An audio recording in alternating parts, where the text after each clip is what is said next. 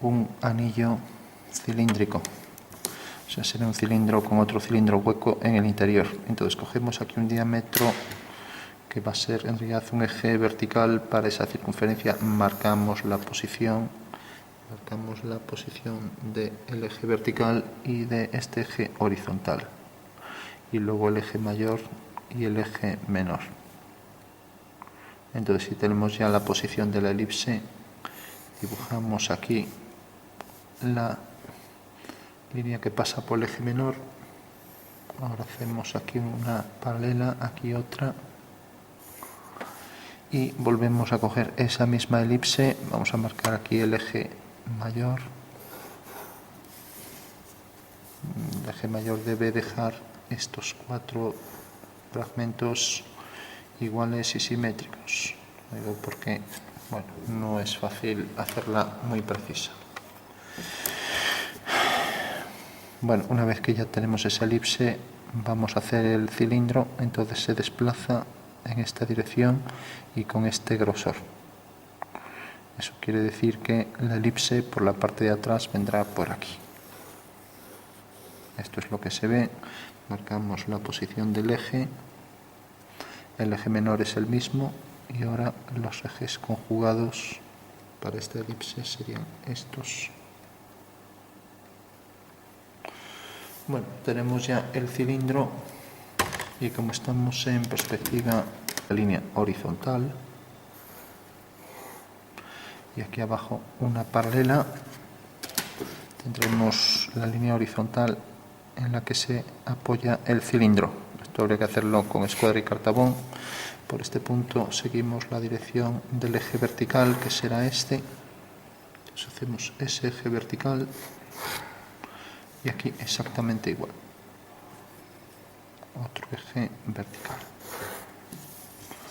Bueno, tenemos por último esta dirección, que es la del eje horizontal.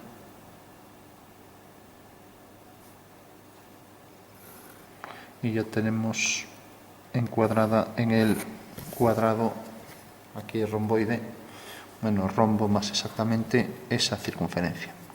Si hacemos otra interna, aprovechando ya la posición de los ejes para hacer el hueco cilíndrico, vemos que marque aquí la posición de esos ejes.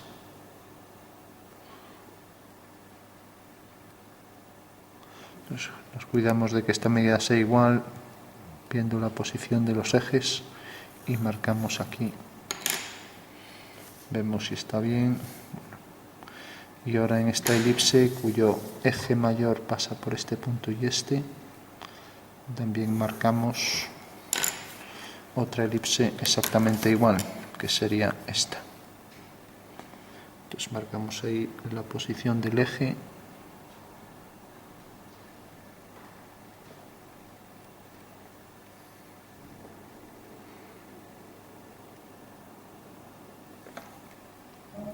Bueno, tenemos ya la elipse, y ahora haciendo la tangente a ambas elipses, tengo aquí una forma rectangular, lo mismo aquí.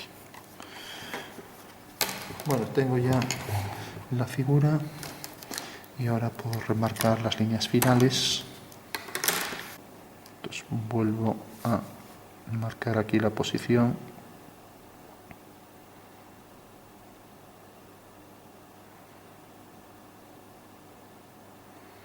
A veces no es fácil encuadrar ahí la curva.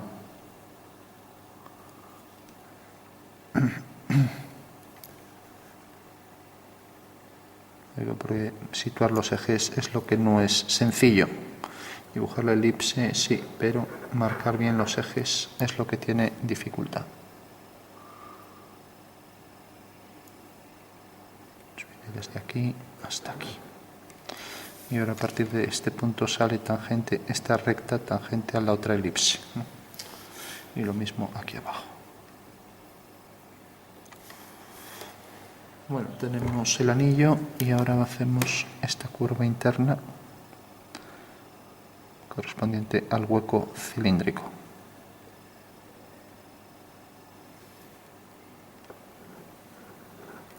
y lo mismo para este. Bueno, ya tenemos el hueco y esta es la posición de las líneas verticales. Bueno, por último vamos a hacer un cálculo de sombras. Si por ejemplo marco que el rayo, pongamos un rayo cualquiera, va a venir por aquí, vamos a hacer por ejemplo esta dirección para el rayo, para el plano que viene por detrás, de manera que ahora va a seguir esta dirección y ahora a partir de este punto tenemos esta dirección aquí y el rayo va a venir por aquí. Bueno, eso quiere decir que este punto proyecta su sombra aquí. Y si seguimos esta dirección, esa dirección es tangente a la elipse en este punto. Por tanto, la sombra va a venir por este punto y por este. O sea que va a hacer algo así. Si cogemos ahora, por ejemplo, este punto, tendrá su sombra aquí. Si cogemos este, tendrá su sombra aquí. O sea que en realidad la clave sería cuando tenemos un cilindro hueco,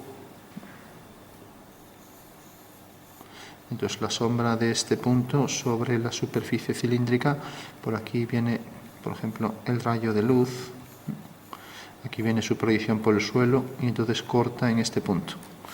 Mientras que esta es la dirección, entonces es tangente aquí, eso quiere decir que la sombra va a ser esta, ¿no? Pasa por este punto, por este, y si cogemos este punto, pues va a venir más hacia aquí.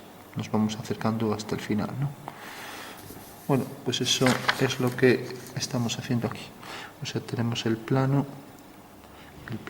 este que venía por aquí, corta aquí y la sombra cae aquí. Si ahora cogemos el plano que viene por aquí, sigue esta dirección y la sombra cae aquí en este punto.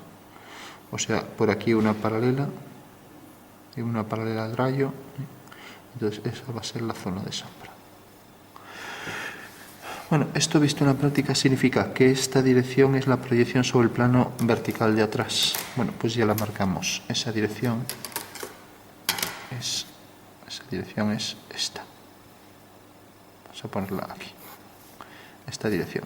Luego tenemos que, respecto a esto, a esta altura, pues tenemos que la proyección del rayo, bueno, el rayo antes de nada, vamos a ponerlo aquí también, sigue esta dirección. A intentar hacer bien la paralela. Bueno, como vemos, respecto a esta línea se levanta un poco, o sea, vendrá por aquí. Eso quiere decir que si ahora para este triángulo que tengo aquí,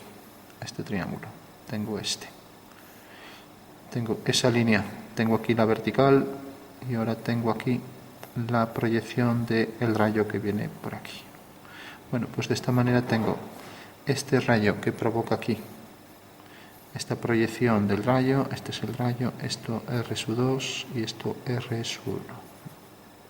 De manera que en un cuadrilátero se me definen ahí todas las sombras, ¿no?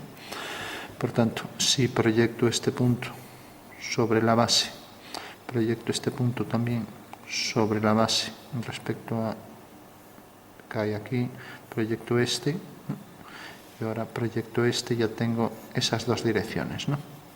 Entonces hago esta dirección por aquí, por el suelo, y a partir de un punto cualquiera del rayo proyecto, sigo esta dirección, levanto vertical y paralela a esta, con lo cual ya tengo el rayo que es este y las dos proyecciones R2, R1. Bueno, pues esto es lo que me va a definir siempre ahí la posición de los puntos que voy a ir calculando. En realidad el rayo queda definido por esos elementos, por las dos proyecciones sobre los dos planos. El plano vertical, que es este, su proyección, y luego esto que vendrá, esto como cortaba aquí en la base, lo proyectamos, esto corta aquí y unimos, es esta dirección, ¿no?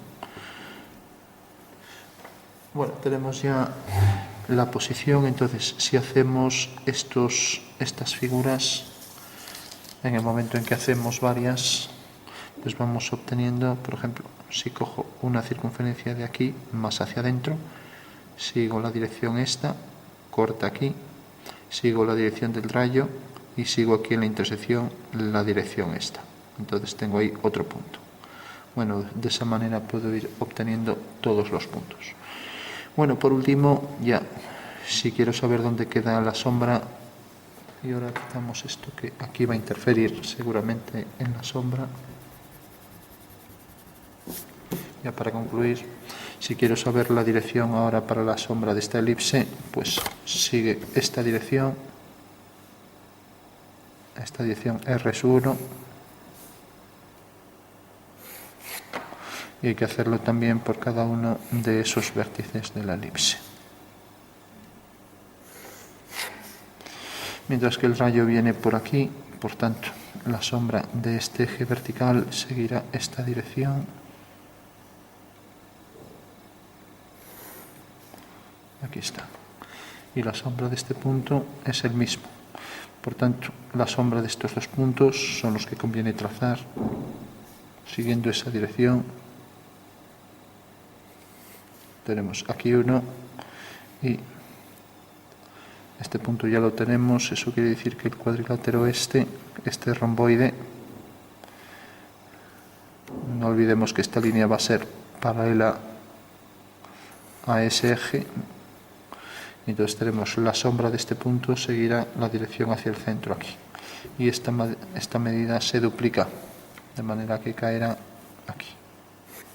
Esta medida la tenemos que volver a repetir aquí, con lo cual este romboide se repite. Entonces, esta medida, siguiendo la dirección esta, cae el centro, parece que cae aquí. Y ahora, esta dirección, pues ahora aquí será una paralela. Esto está saliendo bastante impreciso. Ahora haciendo una paralela, cae aquí. Bueno, de lo que se trata es simplemente todos estos triángulos son proporcionales. La sombra, por ejemplo, de este punto sigue esta dirección del rayo y sigue la dirección por el suelo, R1. Con lo cual así voy obteniendo cualquier punto de la elipse aquí abajo. Y por supuesto que este romboide saldrá igual que el siguiente, ¿no? Bueno, y que las líneas que son paralelas, por ejemplo el eje este, pues aquí abajo en el momento en que hago la sombra de este punto, pues ese eje aquí abajo va a ser paralelo a esa línea. Lo mismo en el momento en que obtengo este punto, haciendo una paralela, pues a igual distancia va a quedar, vamos a hacer que caiga aquí, como digo, haciendo las paralelas bien, pues tiene que ser esta medida igual que esta. Bueno, entonces si tengo este punto y tengo los dos de la elipse y tengo el tercero, ya puedo trazar por aquí la sombra de esa curva. De manera que si este es el centro y deja aquí esta distancia, deja otra igual, y esa es la curva de sombra elíptica. Y como es una elipse, tendrá respecto al centro una ortogonal aquí al eje mayor, será algo como esto.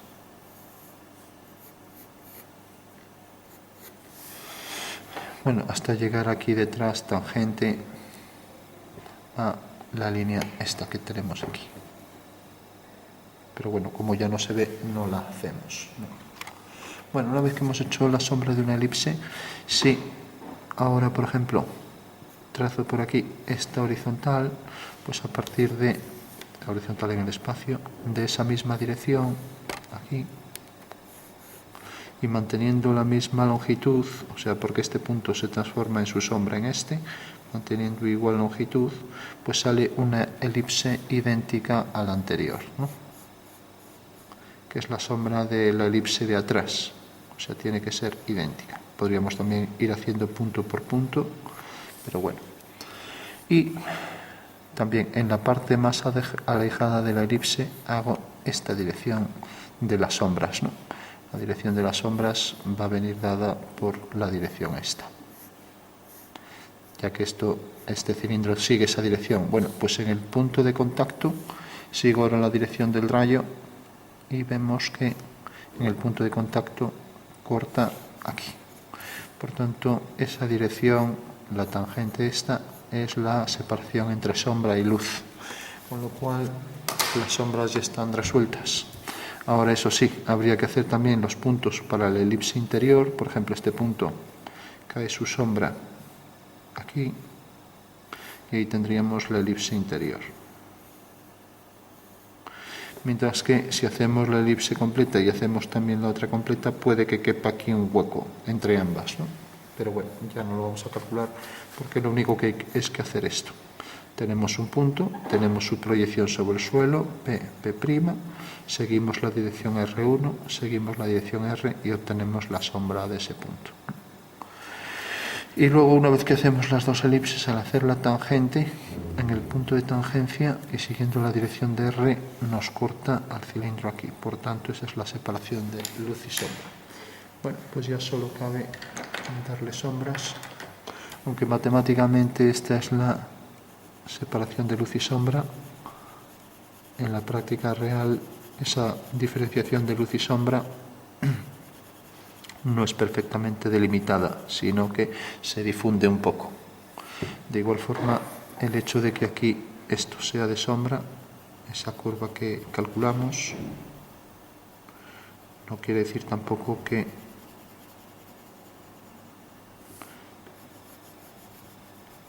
haya, por ejemplo, un degradado por aquí hacia adentro, ¿no? Entonces, al margen de esto que es la sombra, y esto también, vamos a hacer ese pequeño degradado para que sea un poco más real el dibujo. Porque una cosa es la separación, línea separatriz entre luz y sombra, y otra cosa es que allí donde la luz es más ortogonal, pues golpea con más fuerza. Entonces, por un lado está bien que esto tenga un fundido, y esto también, pero lo que decíamos, esto pues debe ser uniforme, con un degradado uniforme hacia allí, y aquí igual. Lo que no quita que esto quede perfectamente definido.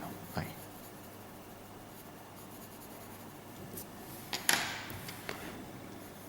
Y aquí también.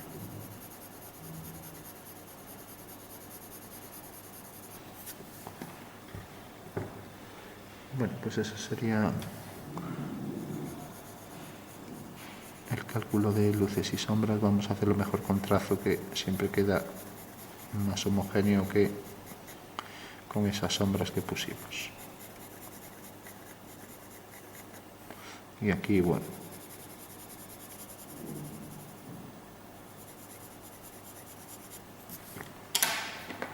Nos hacemos perder un poco aquí. Y aquí igual. Y lo mismo por aquí.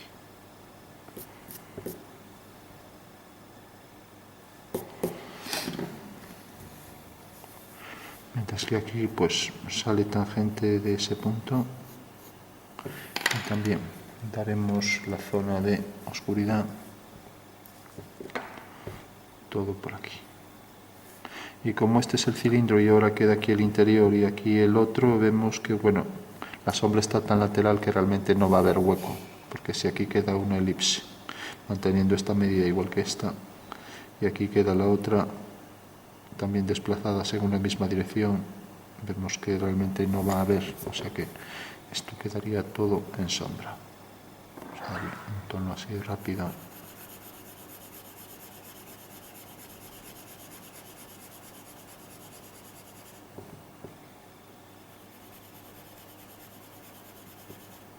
Y aquí igual.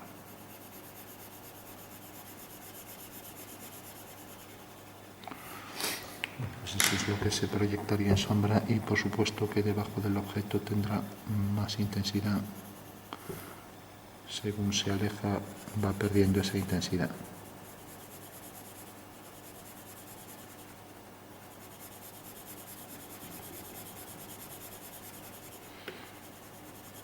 Y también tendrá más nitidez al lado del objeto.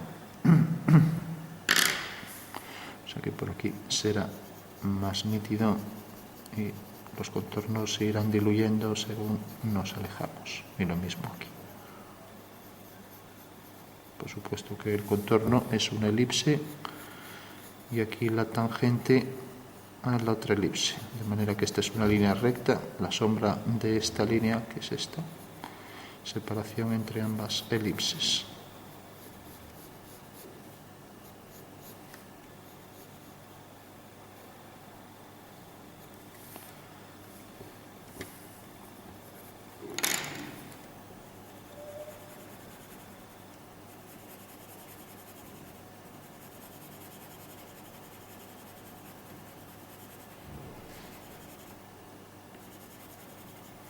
Bueno, pues lo dejamos aquí, pues un cilindro hueco.